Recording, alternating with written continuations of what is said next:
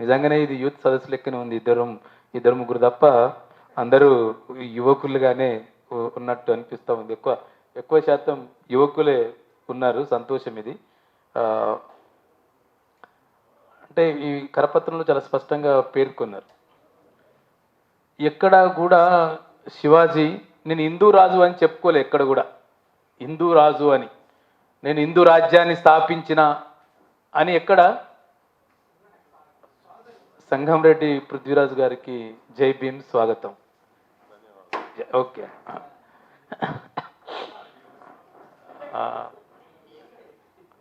అట్లా ఎక్కడ తను చెప్పుకోలేదు.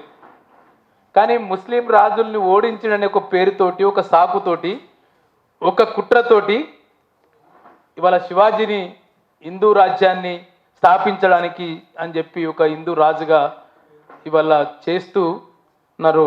మనం కూడా చాలా కాలం ఆ గాడిలో కొట్టుకుపోయాం.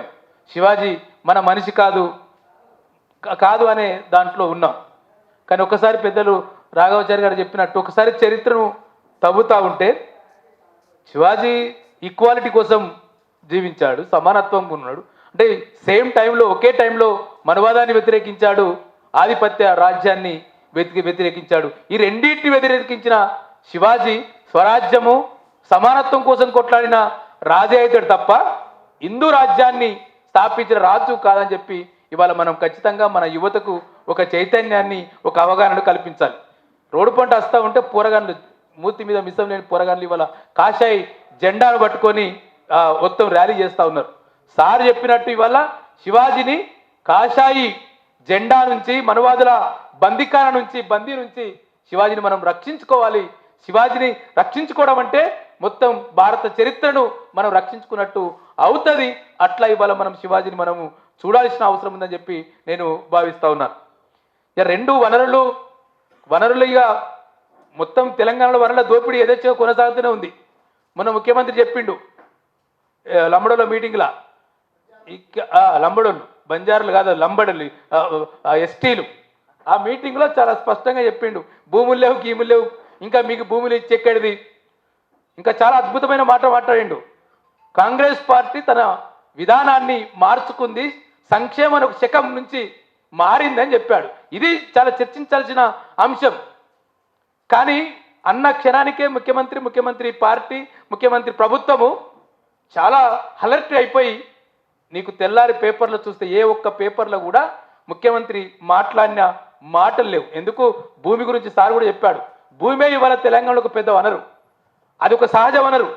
ఇవాళ ఆ సహజ వనరుని కొంతమంది చేతుల్లో ఉంచడానికి మేము ఎస్సీలకు భూములు ఇవ్వము అని చెప్పి చాలా స్పష్టంగా చెప్పిన సందర్భం కనబడుతుంది. ఇవాళ భూమే ఇవాళ ప్రధాన ఎజెండాగా, అంటే ఆ భూమిని ఎవరి చేతిలో అయితే కబందాస్తాల కిందకి వెళ్తుందో అది ఫ్యూచర్ సీట్ల పేరుతో కావచ్చు, లేదు ఇంకో ప్రాజెక్టుల పేరుతో కావచ్చు, రకరకాల పేర్లతోటి ఇవాళ ఆ భూమి కొంతమంది చేతుల్లో ఇవాళ బందీ అవుతున్న సందర్భం ఉంది.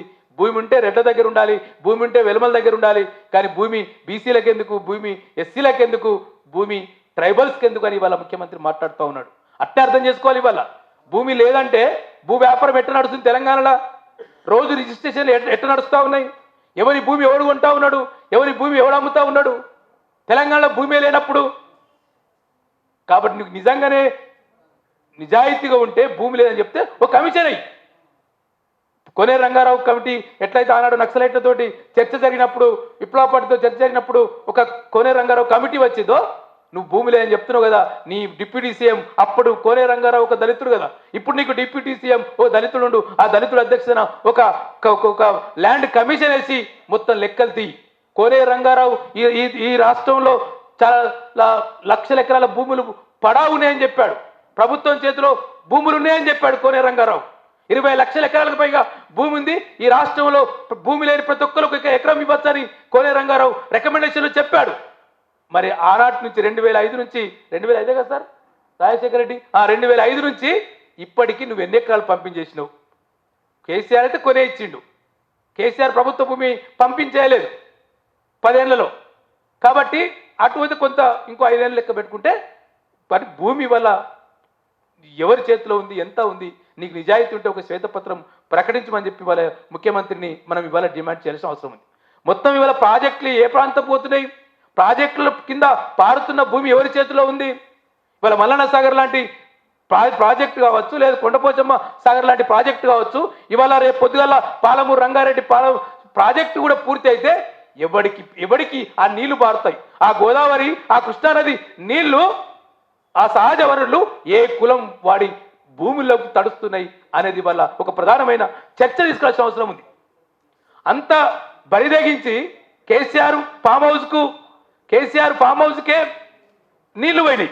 నీళ్లు సహజ వనరు కదా, నీళ్లు ఆయన తన ఫామ్ హౌస్లే ఒక రంధ్రం పెట్టుకొని దాకా అక్కడనే ఒక నల్ల పెట్టుకొని పంట పండించిన అనేది లోకమంతా చెప్పిండు. ఆయన ఇప్పటివరకు ఖండించలే, నేను నల్ల పెట్టుకోలేదు, నేను పుట్టపోచమ్మ సాని అని చెప్పాడు. ఆయన ఫామ్ హౌస్లో అది బావి ఉంది, బావిలకు నీళ్లు పోయినాయి, ఇవన్నీ చర్చలో ఉన్నాయి. మరి వాళ్ళ మిగతా ప్రాజెక్టుల చుట్టూ ఎవరికి భూములకు పోతున్నాయి కూడా ఒక నీరు ఒక సహజ వనరుకు సంబంధించిన ఇది కాబట్టి వాళ్ళు చేయాల్సిన అంటే నీళ్లు భూములు గురించి ఒక పెద్ద ఎత్తున మనం ఇవాళ చర్చ. రెండోది వల్ల సింగరేణి లాంటి చోట్ల సింగరేణి బొగ్గుగాని వెళ్తే సింగరేణి బొగ్గుగాని అక్కడి నుంచి తరలించేందుకు ఎవడి వాహనాలు నడుస్తూ ఉన్నాయి, అక్కడ ఎవడి కాంట్రాక్ట్ నడుస్తూ ఉన్నది, అక్కడ మొత్తం ఎస్సీ ఎస్టీ బీసీలంతా కూలీలుగా కార్మికులుగా ఉంటుంటే అక్కడ వెళ్తున్న కనీస సహజ వనరులను బొగ్గుని వల్ల బొగ్గుతో వ్యాపారం చేస్తున్నారు. ట్రక్కులు, వేలాది ట్రక్కులు. పోయినసారి కేటీఆర్కు ఉండే, మనోనికి ఎవరికో దళితుని కూడా ఉండే అని చెప్పి ఉండే, మా హరీష్ రావుకు కొన్ని ఉండే, మా ఎర్రల శ్రీనివాస్కు కొన్ని ఉండే, మరి ఇప్పుడు ఎవరి చేతులకు మారినాయి ఆ ట్రక్కులు అవన్నీ అనేది కూడా ఇవాళ చర్చించాల్సిన అవసరం ఉంది. ఇవాళ ఒక వీసీకి ఒక మంచి చర్చను ప్రారంభించింది, దీన్ని కొనసాగించాల్సిన అవసరం ఉంది. తెలంగాణ వనరులు రక్షించుకుంటే నిజంగానే మనం తెలంగాణను రక్షించుకున్నట్టు. ఇవాళ పేదోడి చేతి నుంచి భూమి వెళ్ళిపోతాం. ప్రాజెక్టులకు కానీ రకరకాలకు ఇవాళ ఇబ్రాహీంపట్నం ఫ్యూచర్ ప్రాజెక్ట్ ఎవడి భూమి పోయింది? ఏ రెడ్డి భూమి పోలే, అక్కడ పోయిందంతా ఎస్సీ ఎస్టీలో బీసీల చేతిలో ఉన్న భూముల్ని ఫ్యూచర్ సిటీకి తీసుకెళ్లారు. ఏ ప్రాజెక్టు చూసినా పేదల భూములకే పోతుంది. బాలగోపాల్ గారు చెప్తుండ్రి, ఏదైనా ప్రాజెక్టు పోతుంటే కాలువ పోతుంటే అది ఎవడి భూమిలోకి ఎక్కడికి మళ్ళానో అట్టే మళ్తుందని చెప్పి బాలగోపాల్ గారు సూత్రీకరించారు. అట్లా ఇవాళ తమకు అనుకూలమైన భూములకు వెళ్ళి ప్రాజెక్టులు పోవు, కానీ దాని పక్కలకి వెళ్ళి పోయి వాళ్ళ విలువ ఆస్తులు పెరుగుతుంది. ఇవాళ మొత్తం ఉమ్మడి మొన్న కేసీఆర్ ముఖ్యమంత్రి ఉన్న సమయంలో కలెక్టరేట్ కట్టారు. ఎవడి భూమిలో కట్టాడు కలెక్టరేట్లు? ఎక్కడో అడవిలు ఉంటుంది. నీకు ఏం అవసరం? మేడ్చల్ కలెక్టర్ ఆఫీస్ అడవిలో ఎందుకు ఉంటుంది? సిద్దిపేట కలెక్టర్ ఆఫీస్ సిద్దిపేటకు 8 కిలోమీటర్ల దూరంలో ఎందుకుంటుంది? అంటే మొత్తం అక్కడ ఒక దగ్గరనేమో ప్రభుత్వ భూములు కొట్టేయడము, ఇంకో దగ్గరనేమో మల్లారెడ్డి లాంటి భూములకి విలువ పెంచేందుకు ఇవాళ కలెక్టర్ కార్యాలయాలను కట్టి అక్కడ ఒక మార్కెటింగ్ చేసే పరిస్థితి ఉంది. కానీ ఇవాళ ముఖ్యమంత్రి భూములు లేవు, గీములు లేవు అంటే మరి ఇవాళ కంటారెడ్డి తిరుపతి రెడ్డి చేతుల్లో ఎక్కడో భూములు ఉన్నాయంట. రెండోది నిన్నగాక మొన్న మూసి నది పక్కకి ఎక్కడో ఆయన తమ్ముడు కొండల రెడ్డి ఎవడో ఆయన రెడ్డి ఆయన బిల్డింగ్ కూల్చలేట, కానీ పక్క అన్ని కూల్చిరట. అక్కడ ప్రజలు ఇవాళ చాలా సంతోషంగా ఆపిరట. అక్కడ ఆయన ఇల్లు కట్టుకున్నందుకు, ముఖ్యమంత్రి తమ్ముడో సోదరుడు అక్కడ ఇల్లు కట్టుకున్నందుకు ఆ ప్రజలు ఊపిరి పీల్చుకుంటారట. ఎందుకంటే ముఖ్యమంత్రి కొడుకు తమ్ముడు ఉన్నాడు, ఇక మా దగ్గరికి ఇక మూసి పునర్జీవం లేదు, జీవజీవం లేదు, హైడ్రా రాదు, గీడ్రా రాదు అని ఒక ధైర్యంతో ఇవాళ అక్కడి అపార్ట్మెంట్ వాసులు బతుకుతున్న అంటే ఎవరికి న్యాయం జరుగుతుంది, ఏ వర్గాలకు న్యాయం జరుగుతుంది అనేది చర్చ మరింత విస్తృతంగా జరగాల్సిన అవసరం ఉంది. అట్లా మనం ముందుకెళ్ళని చెప్పి కోరుతూ మీ అందరికీ పేరు పేరున జై భీమ్, థ్యాంక్ యూ.